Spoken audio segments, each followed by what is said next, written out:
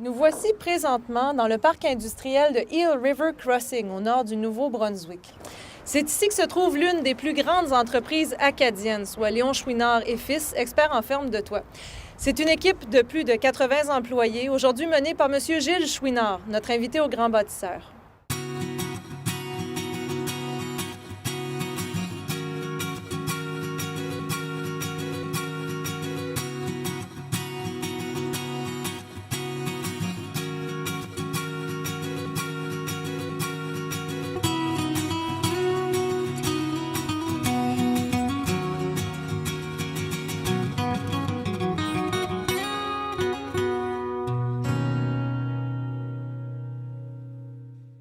Cette famille, depuis 3 générations, s'est hissée jusqu'au sommet des plus grandes entreprises canadiennes, tout en étant au cœur de sa communauté.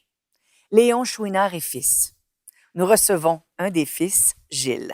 Bonsoir, Monsieur Chouinard. Bonsoir, madame. Gilles Chouinard, vous êtes le fils de Léon, qui était là à partir de cette compagnie, début modeste. Exactement. Après 5 ans, 5 millions de ça. chiffre d'affaires. C'est ça. Il est toujours croissant. Toujours croissant. Donc, votre père devrait être fier s'il était là de ce que vous avez fait. Qu'est-ce que vous faites exactement, Léon? Chouinard et Fils fabriquent quoi au juste? Au début, on fabriquait des fermes de toit, des trosses, mais au fil des années, on a mis d'autres produits avec notre gamme. Aujourd'hui, on fait des murs préfabriqués à la demande du client, de la façon qu'il veut. On fait des poutrelles, des planchers assemblés, des cabanons, tous des assemblages de bois. Rien de fini, mais prêt à être ce que le client, lui, finisse ses produits lui-même. Gilles, sa grosse force, c'est l'administration. Tu sais, comme moi, je suis un gars plus dans l'usine, plus manuel, mais qui m'assierait en avant une journée ou deux. Là, topement, j'aimerais moins ça, mais Gilles, sa force, c'est l'administration. De gérer toute la patente, puis il fait une super de bonne job. C'est sûr, c'est pas toujours évident de travailler avec la famille, mais tout va bien, on s'entend bien, puis on a une belle harmonie, puis tout s'encadre bien. Avec le billes? Oui.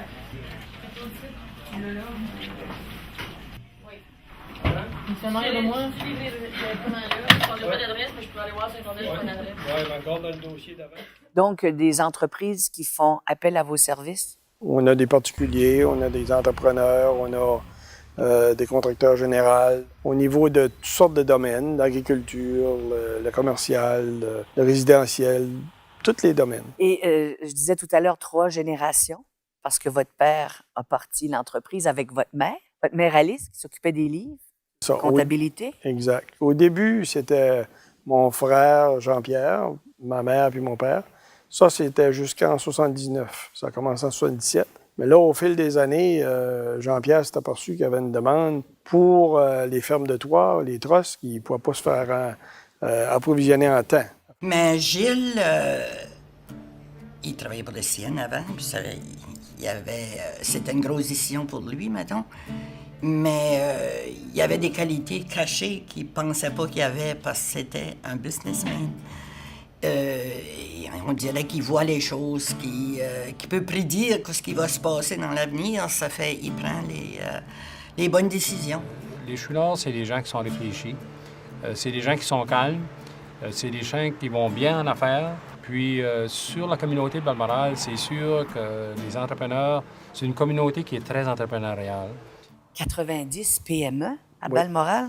C'est un petit village qui est long sur la longueur. On a au-dessus de 10 000 de long, mais il y a beaucoup de petites entreprises, beaucoup, beaucoup. On a aussi des gens, comme nous autres, on est déménagé de Balmoral vers l'entreprise est à Eel River Crossing à cause des choses qu'on avait besoin, comme l'électricité. Pourquoi l'électricité? Qu'est-ce qui se passe?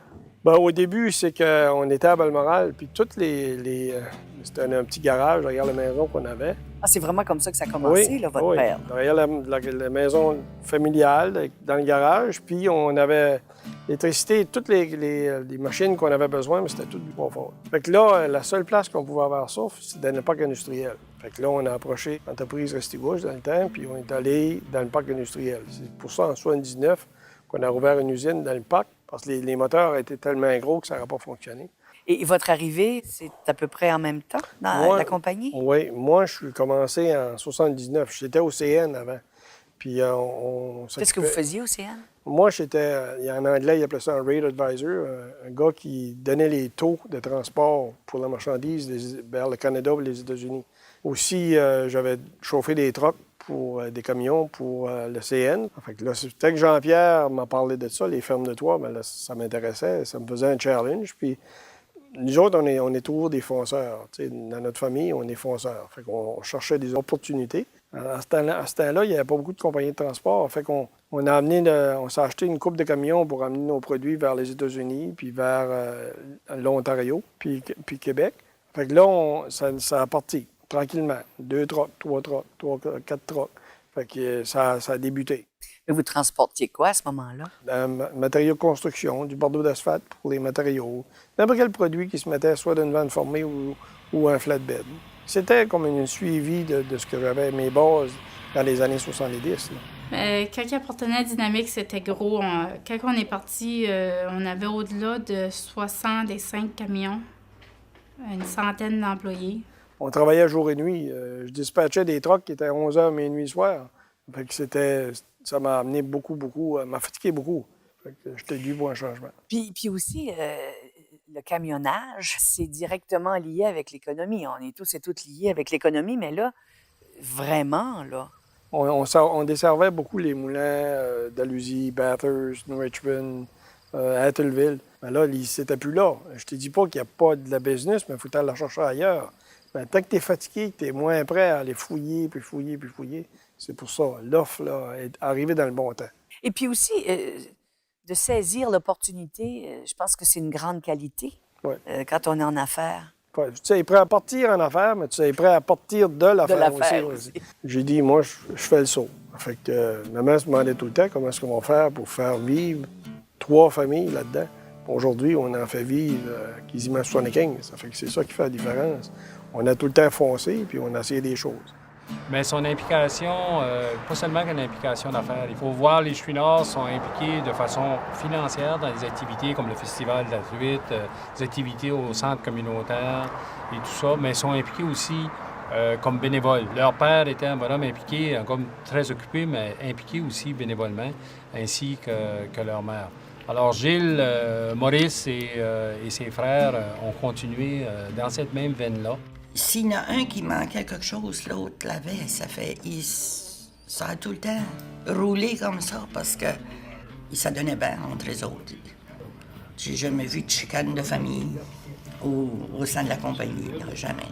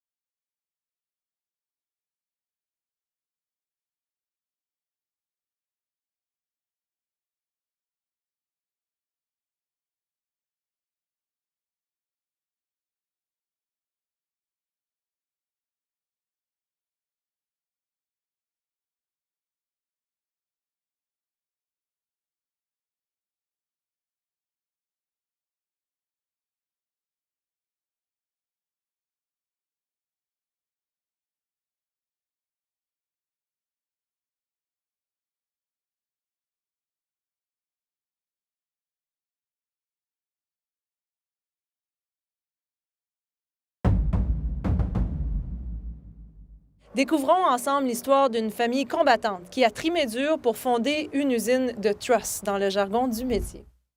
Mais qu'est-ce que c'est exactement une ferme de toit ou un tross, communément appelé? Bien, c'est la charpente de bois qui est sous ton bandeau d'asphalte ou sous ta tôle, ou c'est le toit. C'est la charpente du toit qui fait que ta maison, ça coule pas. Il y a un toit sur la maison. Au début des années 80, c'était bien simple.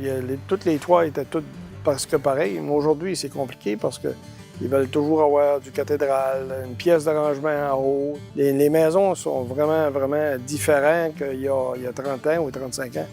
Aujourd'hui, on peut se réveiller peut-être avec 200 sortes de trosses dans une maison. Il y a des vallées, il y a toutes sortes de choses sur une toiture. Et c'est vraiment, vraiment tout différent. Au début, on calculait ça à la mitaine presque. On faisait nos calculs avec le premier ingénieur que j'avais, on faisait nos calculs à la main. Aujourd'hui, c'est tous des programmes que ça prend des techniciens pour les opérer. L'évolution, je l'ai vu passer un peu. Au début, il faut dire c'était assez archaïque. Comment est-ce qu'on faisait ça? C'était des pédestals en métal qu'on déplaçait puis on boulonnait directement au ciment. Puis on avait une C-clamp, qui est le terme, puis finalement on pressait un connecteur à la fois à chaque joint qu'on déplaçait avec une grue dans les airs. Nous autres, avec le système informatique qu'on a, c'est le technicien design le tross. Le technicien envoie ça à la cyber. La cyber, ça se trouve la scie qui scie toutes nos braises, nos webs, le contour. Ça marche tout avec le système informatique. Chaque web, tant qu'elle sort de la scie, c'est marqué. Fait le gars qui ramasse le bois l'autre bord, il identifie tout le web, tout chaque morceau. Puis il y a toutes différentes grandeurs de plaques. C'est tout identifié sur la table, la grosseur de son bois, la grosseur de sa plaque, puis l'emplacement des webs aussi. Quand on arrive à la table d'assemblage aussi, on a toutes les lasers. Sur le tross, c'est des lignes. Tant qu'ils viennent à mettre les plaques, c'est la même affaire. Toutes les plaques sont identifiées. Le gars qui travaille à gauche de la ferme, le bois est tout à gauche. Le gars qui travaille à droite de la ferme, le bois est tout à droite. Puis tous les morceaux qui sont sur les chariots, c'est tout identifié. Puis après ça, s'il y a au milieu, c'est pareil. Chaque morceau est identifié. On a sur la table, il y a toujours 2 projets sûrs, puis souvent, c'est 3 projets. Puis ça travaille avec des équipes de 4, 5, tout dépendant de la grosseur du projet. La table, là, c'est rendu dehors. Dehors, là, on a un empileur. C'est tout hydraulique. Ça lève, puis il se trappe le numéro de la job. Parce que nous autres, notre job, ça marche par le nom des clients, mais il y a beaucoup de jobs qui marchent par le numéro aussi. C'est important pour vous que vos employés soient heureux. Ça s'étend aussi avec vos clients. Exactement. Les premiers contacts qu'on a, c'est avec les techniciens. Les clients parlent aux techniciens. Mais le contact visuel avec nos employés, c'est avec nos chauffeurs. Quand les chauffeurs livrent sur les chantiers, on se fait féliciter beaucoup. On a des emails souvent, comment que nos chauffeurs ont été courtois, parce que nous autres, on prend les fermes de toit puis les murs, puis on les dépose sur les carrés de maison, puis des choses de même. Fait qu'ils ont un contact vraiment avec les clients. Et on est fiers de nos chauffeurs. Puis le premier contact qu'il y a aussi, souvent, c'est nos vendeurs. Les vendeurs rencontrent les clients, ils ont très bon charisme, ils s'occupent des clients qui ont besoin de mesurage ou des choses-là. Tu as le début avec le mesurage, puis après ça, tu as le livreur qui est vraiment représente la compagnie au complet. Là. C'est pour ça que c'est important de s'entourer de gens qui vont bien vous représenter. Par exemple, vos enfants travaillent avec la compagnie, chacun dans le domaine qui l'intéresse, et plutôt d'être votre garçon qui habituellement pourrait s'occuper de l'administration, un peu ce que vous faites, c'est votre fille. Mon garçon Kevin, lui, si je le mets dans un bureau, je pense que je vais y couper les 2 jambes. Il aime vraiment pas ça. Il a pris un cours de gestion de petite entreprise, mais il aime pas ça. Mais ma fille, par exemple, elle, Annick, elle aime la gestion, puis elle fait une bonne job avec ça. Les ressources humaines, puis tout ça. Elle, je la vois faire au niveau de la gestion que je fais. Une partie de ma job, oui, je la vois là. Être toujours honnête, puis être toujours persévérant, puis être positif. Des valeurs d'entreprise et des valeurs familiales. Puis les enfants à Maurice, bien, chacun dans leur domaine, c'est pareil. Ils ont le créneau, puis leur place. Michel, c'est un technicien, très, très bon technicien. Puis Daniel, c'est un excellent charpentier. Il a son Red Seal, puis c'est lui qui s'occupe de la chope à mur. Chacun est à leurs endroits, puis ils vont former une très bonne relève. Ça commence, lui, il va assembler les portes des fenêtres. Puis ça, on va rouler ça sur la table. On a comme un pont roulant, on roule ça sur la table. De là, on va assembler le mur, on va le framer, comme on peut dire. Un coup que ça, c'est fait, on le roule sur l'autre table. Là, ils vont mettre le contrevendement, soit du plywood, du OSB, du foam. Puis si les murs vont isoler, de là, on type le mur, on isole. Tout le temps, indépendamment de ce que le client veut. Il peut être différentes sortes de laine, différents types d'isolants.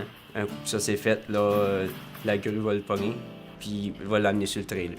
Un coup que je fais des paquets, un coup que le paquet est fait, on toile ça, on envoie ça dehors. Puis Kevin, dès qu'il est dans la cour, il va le charger.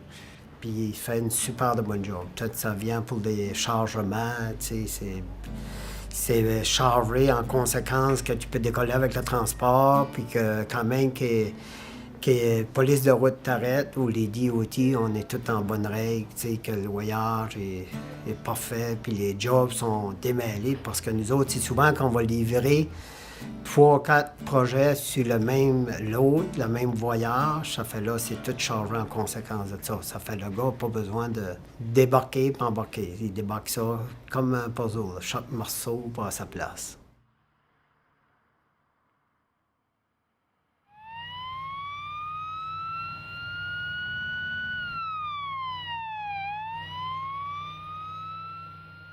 Il y a un événement majeur qui a été très révélateur de l'amour que la communauté a eu pour votre famille. Exactement. Quand on a passé au feu en février 98, naturellement, on était tous découragés. On ne savait plus de quelle façon on allait procéder. Je dis pas qu'on n'avait pas l'idée de partir, mais tu es sur le choc. Tu travailles le matin, puis il y avait des camions dans l'usine. Ça fait que nos camions qui nous servaient à transporter, on n'avait plus de camions, ils ont brûlé. Qu'est-ce qui est arrivé au juste? C'était, en autant qu'on a pu trouver, là, on n'a jamais su officiellement, mais il y avait des camions neufs, puis il y avait un rappel sur les camions parce qu'il y avait un problème avec les batteries puis des choses de même. Puis c'était des 2 camions neufs qui étaient là-dedans, puis ça a brûlé. Ça fait que ça a parti du bord du garage jusqu'à... Puis l'usine a tout brûlé.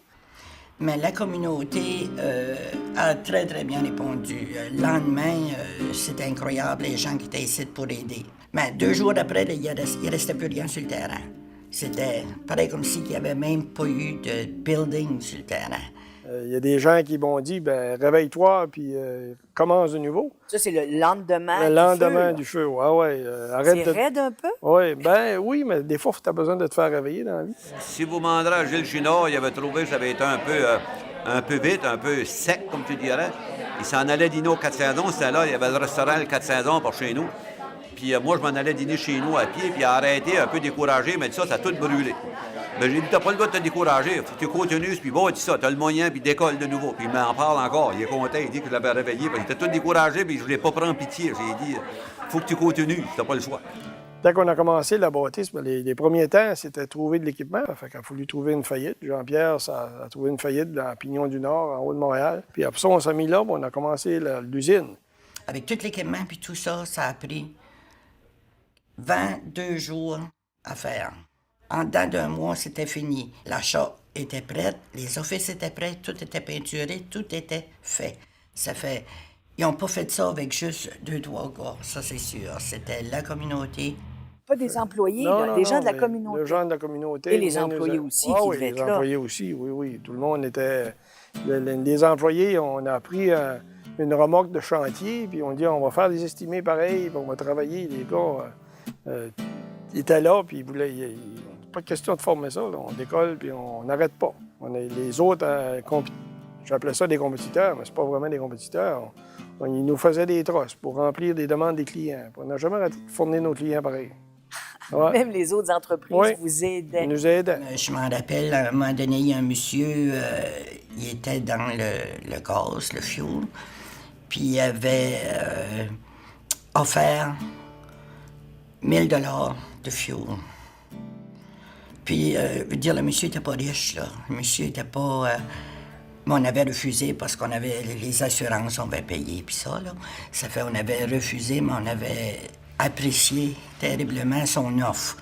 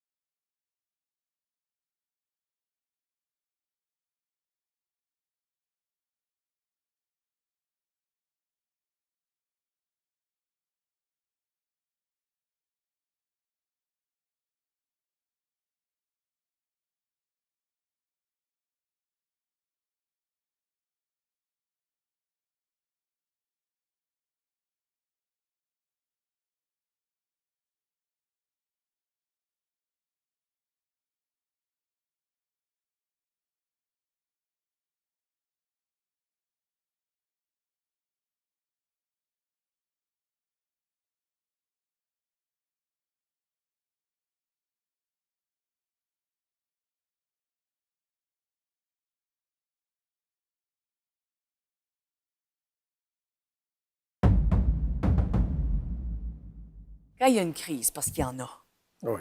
je veux dire, c'est pas tout le temps rose, là. Non, non, non. Vous réagissez comment? Êtes-vous du style... Est-ce que tout le monde sait que vous êtes en beau maudit ou...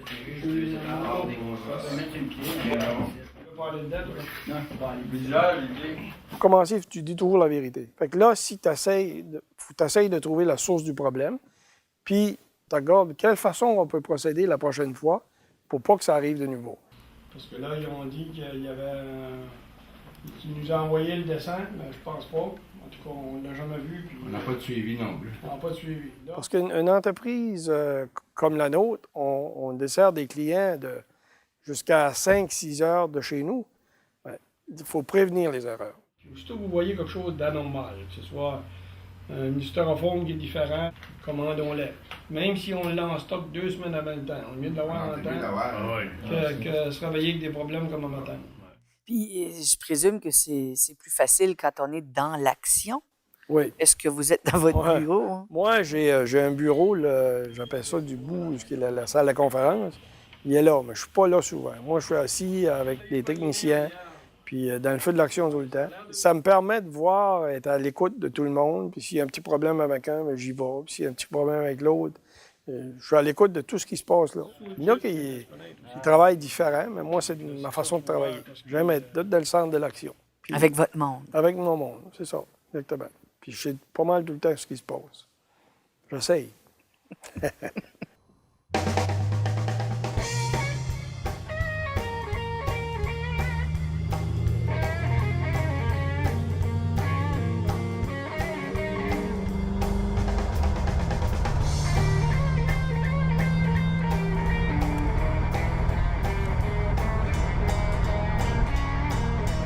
Non, il est pas mal le même type de personne au travail comme dans la vie courante. C'est un homme qui est passionné, qui aime la vie, il aime le travail, il a toujours aimé le travail. Puis, dans ses temps libres, il aime beaucoup se promener. Il aime beaucoup se promener avec ses Mustangs. Qu'est-ce qui vous rend le plus fier par rapport à Léon Chouinard et fils? Bien, on a accompli beaucoup de choses. Si tu regardes du début, puis tu regardes ça aujourd'hui, on a une très bonne réputation, on a un bon produit, on a des employés qui sont très contents de travailler avec nous autres. Ma grand-mère, elle est décédée malheureusement en mars dernier, mais elle était très fière de voir l'entreprise avait toujours resté dans les mains de ses garçons, puis que nous, les petits-enfants, embarquaient dedans, elle était vraiment fière de ça. Elle a les yeux qui pétillaient quand elle parlait de la compagnie, puis que c'était ses garçons puis ses petits-enfants.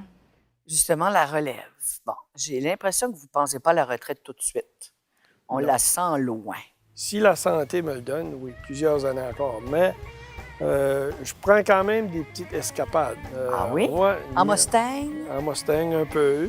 Dans les autos, c'est un peu ma passion, les autos. J'ai une vieille Mustang qui est une 70, ça fait au-dessus de 25 ans que j'ai.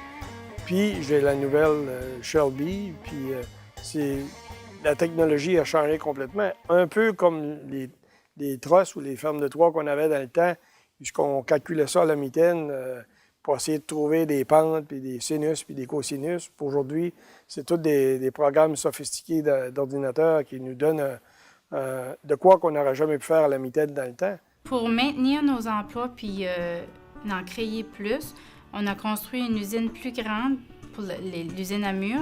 Ça a créé, moi je te dirais, ça a créé une dizaine d'emplois de plus. C'est qu'on a parti tout petit, dans un garage, puis on a monté graduellement, puis on a monté d'après nos moyens. Mais on se tient tout le temps égal. Puis on regarde beaucoup dans notre communauté de Balmoral, Charlot, puis tout ça. On emploie autant de monde et plus que le moulin de Dalhousie employait. Puis le monde travaille tout. Puis les salaires sont aussi bons qu'ailleurs. Gilles Chouinard, ça a été un grand plaisir. Merci beaucoup. Ah, c'est moi qui te remercie.